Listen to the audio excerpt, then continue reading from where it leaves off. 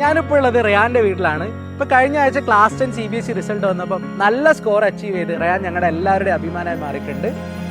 റയാനെ പറ്റി പറയുകയാണെങ്കിൽ 5ാം ക്ലാസ് മുതൽ അവൻ ആംഗിളിൽ ട്യൂഷൻ വരുന്നുണ്ട്. ഇപ്പോൾ 6 വർഷമായിട്ട് ആംഗിളിൽ സ്റ്റുഡൻ്റ് ആണ്. സോ റയാന്റെ വിശേഷങ്ങൾ നമുക്ക് നേരിട്ട് ചോദിച്ചറിയാം. So Rayan, congratulations. Thank you. ഇപ്പൊ ക്ലാസിന്റെ റിസൾട്ട് ഇപ്പൊ കഴിഞ്ഞ ദിവസം വന്നു, നല്ല സ്കോർ അച്ചീവ് ചെയ്തു. ഇപ്പം 5 മുതൽ 10th വരെ, അതായത് ഏകദേശം ഒരു 6 വർഷക്കാലം ആംഗിൾ ഉണ്ടായിരുന്നു ഇൻഡിവിജ്വൽ ട്യൂഷന്. എങ്ങനെ ഉണ്ടായിരുന്നു ഒരു ആംഗിളിലെ ഒരു എക്സ്പീരിയൻസ്? ഒരു നല്ല എക്സ്പീരിയൻസ് ആയിരുന്നു. Teachers are really friendly. അപ്പോൾ നല്ല എക്സ്പീരിയൻസ് ആയിരുന്നു. And overall I got to learn more than what the text books said. ഒരു base overall they gave it in every subject whether maths, science. It was a good experience. എന്തായിരുന്നു റയാന്റെ ഒരു study plans? I mean എന്തൊക്കെയായിരുന്നു Ryan ആ routine എന്തായിരുന്നു? Study routine എന്തായിരുന്നു? അങ്ങനെ routine ഒന്നും ഉണ്ടായിരുന്നില്ല. ഞാൻ ആക്ച്വലി പറഞ്ഞ ലാസ്റ്റ് മന്തിലായിരുന്നു സീരിയസ് ആയിട്ട് പഠിക്കാൻ തുടങ്ങിയത്. ആ ടൈം ആയിരുന്നു ഞാൻ രാവിലെ 10 o'clock ആംഗിൾ പോയി.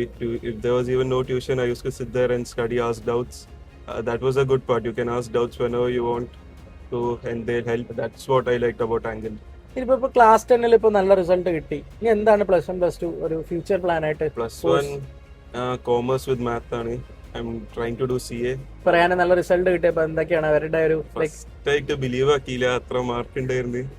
ഒരു ആകെ ഹാപ്പി ആയിരുന്നു അല്ലേ? ഉപ്പയമ്മയൊക്കെ ഹാപ്പി ആയിരുന്നു അല്ലേ?